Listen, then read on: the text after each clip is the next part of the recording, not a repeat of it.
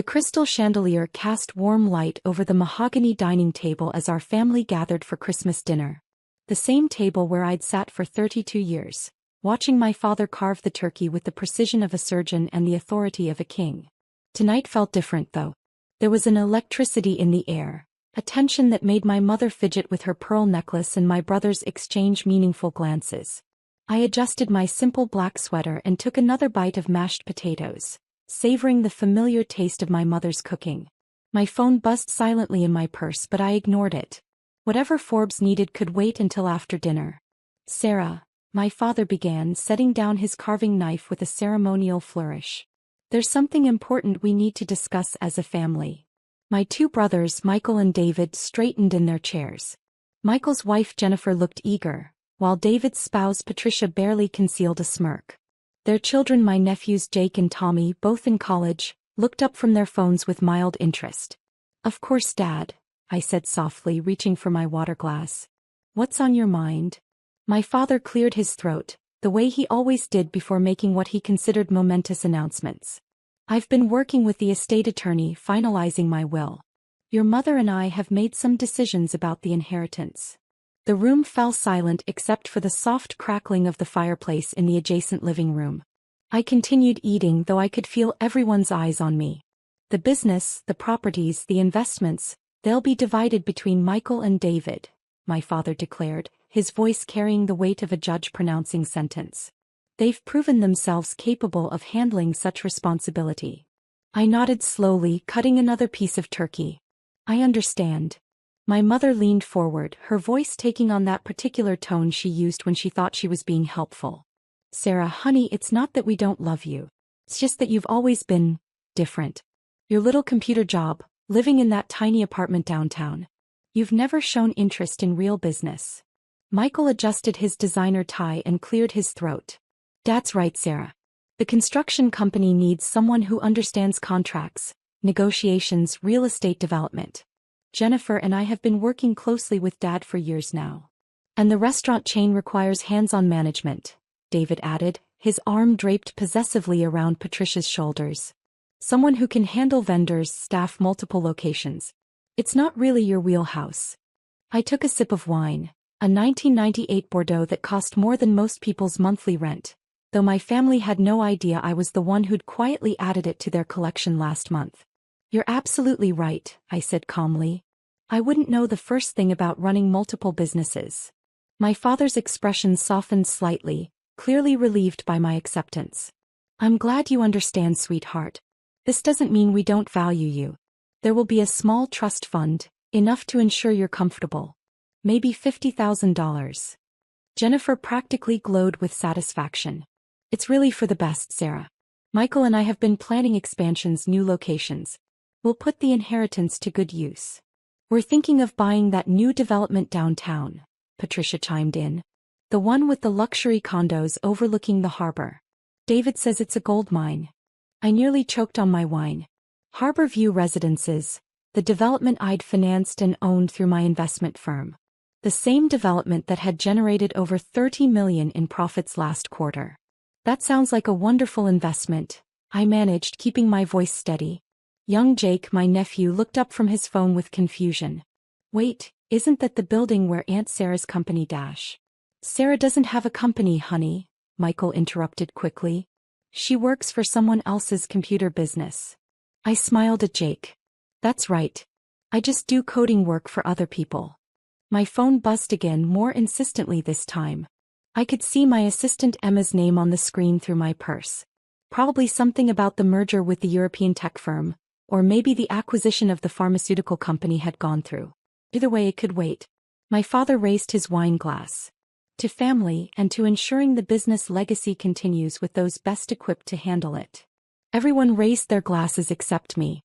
I was still eating, focused on my plate. "Sarah," my mother prompted. "The toast." "Oh, sorry." I lifted my glass half-heartedly. "To family." As we drank, David leaned back in his chair with satisfaction. "You know, Sarah, maybe this will motivate you to find a husband, settle down. A woman your age shouldn't be living alone in some cramped apartment, working all hours on computers." "David," my mother scolded gently, though she was clearly thinking the same thing. No, he's right, I said, cutting another piece of turkey. 32 is getting up there. I should probably think about my future more seriously. My phone buzzed a third time. Emma was persistent, it had to be important. But I'd learned long ago that family dinners were sacred in the Thompson household.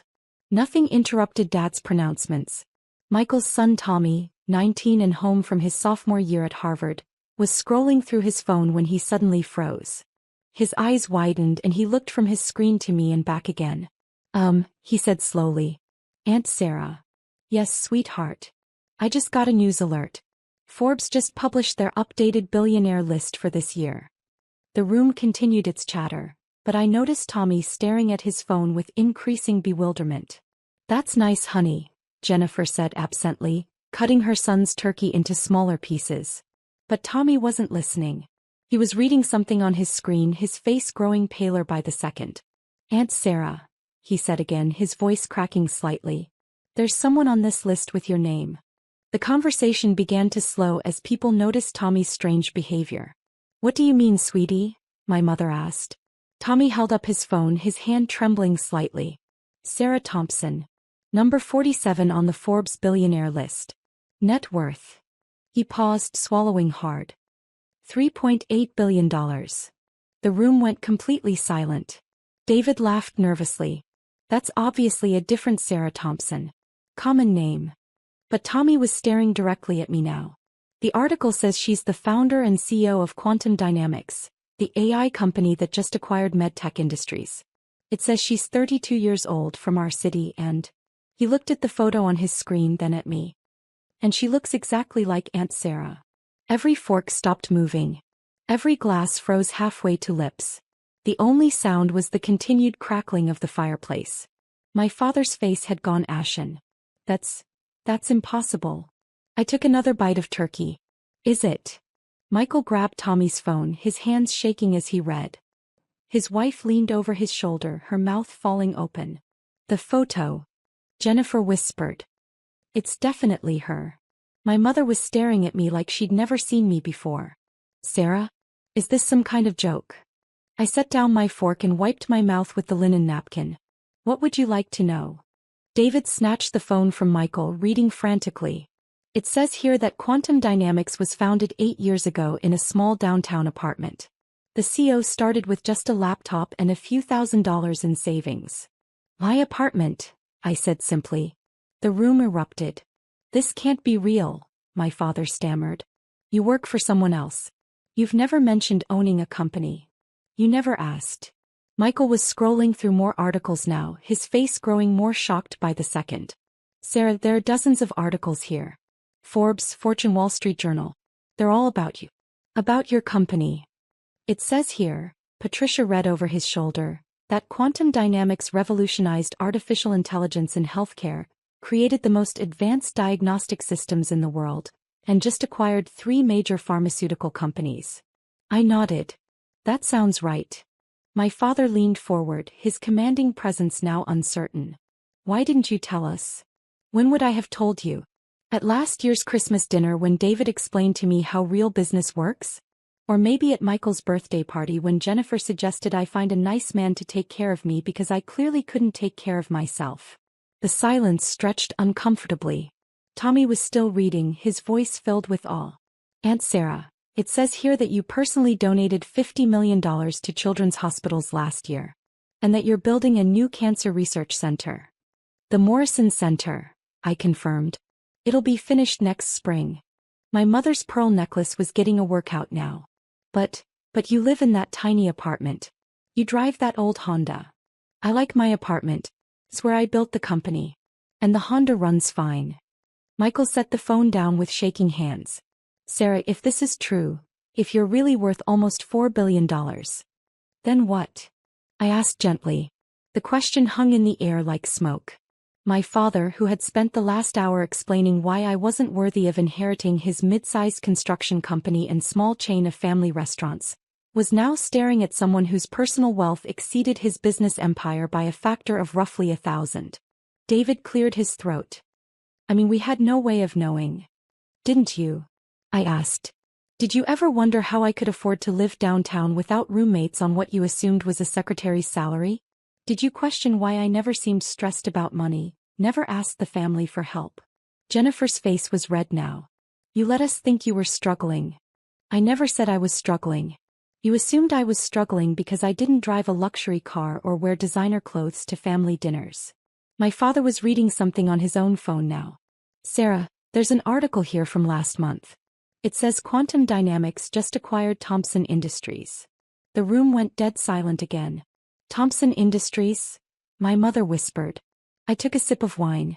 A small construction and restaurant group. I thought the name was fitting. Michael's face went white.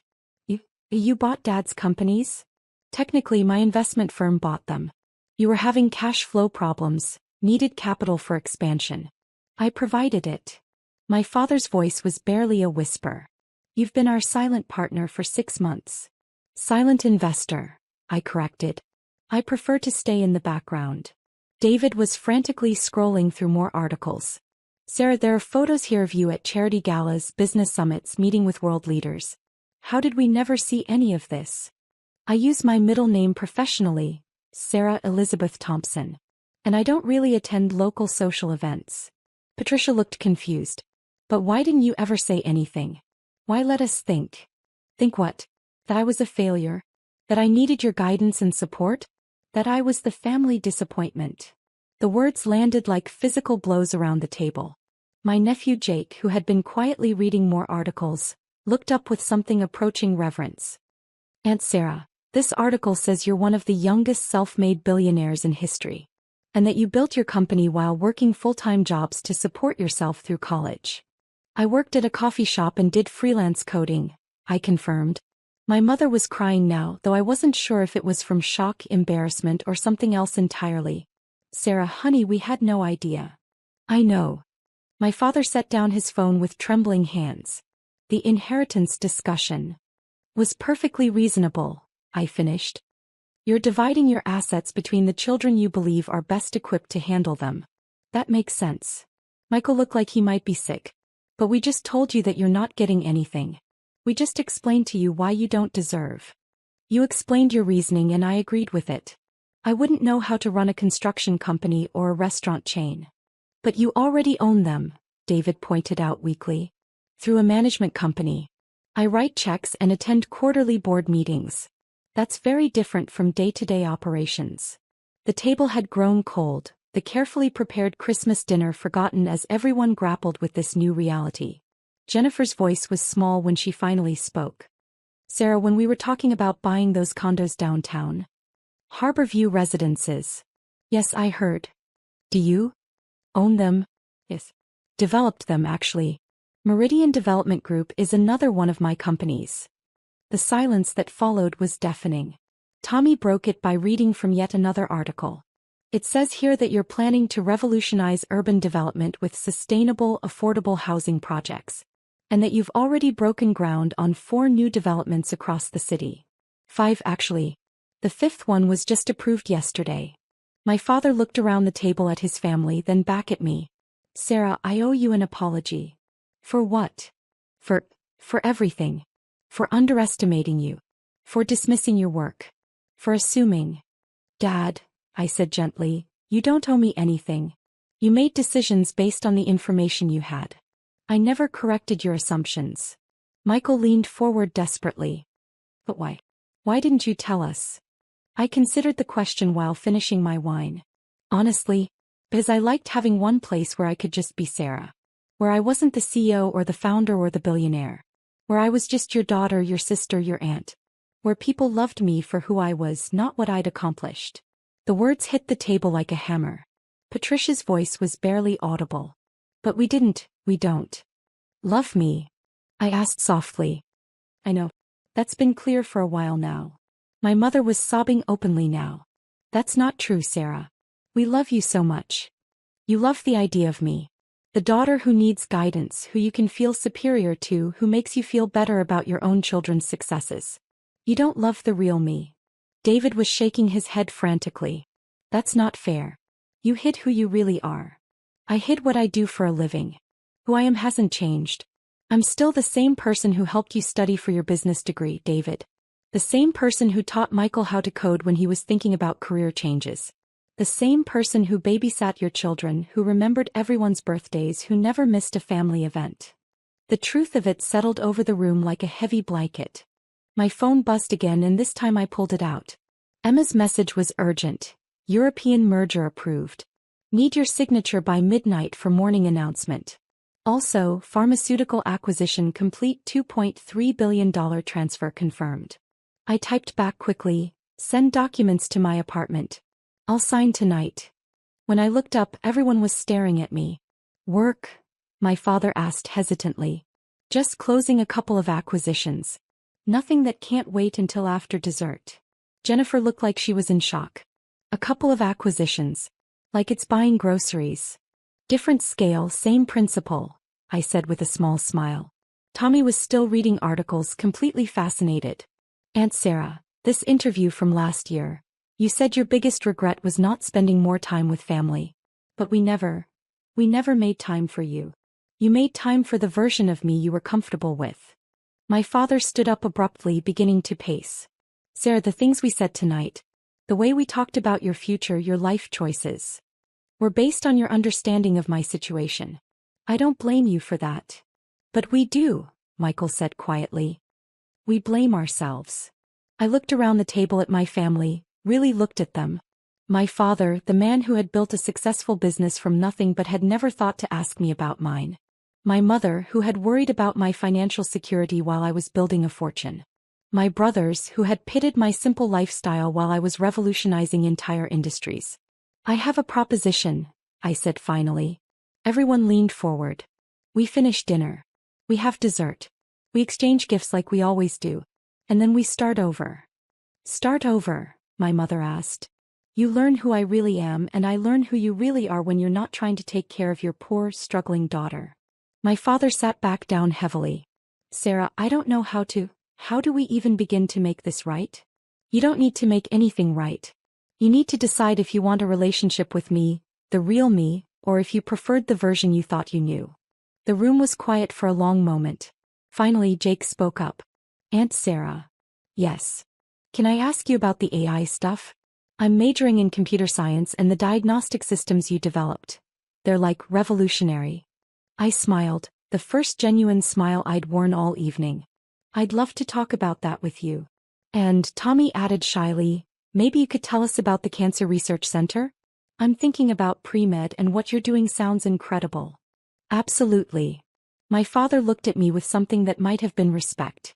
Sarah, would you be willing to tell us about your work? Really tell us. Are you sure? Might take a while. 8 years of building a company is a lot of ground to cover. We have time, my mother said quickly. All the time in the world. I nodded slowly. Hey. But first let's finish this excellent dinner. And Dad. Yes. That inheritance discussion. I meant what I said. Michael and David should get the businesses. They know them, they understand them, they've worked in them. That's exactly how it should be. David looked confused. But you could buy and sell Dad's companies 100 times over. Exactly. Which is why I don't need them.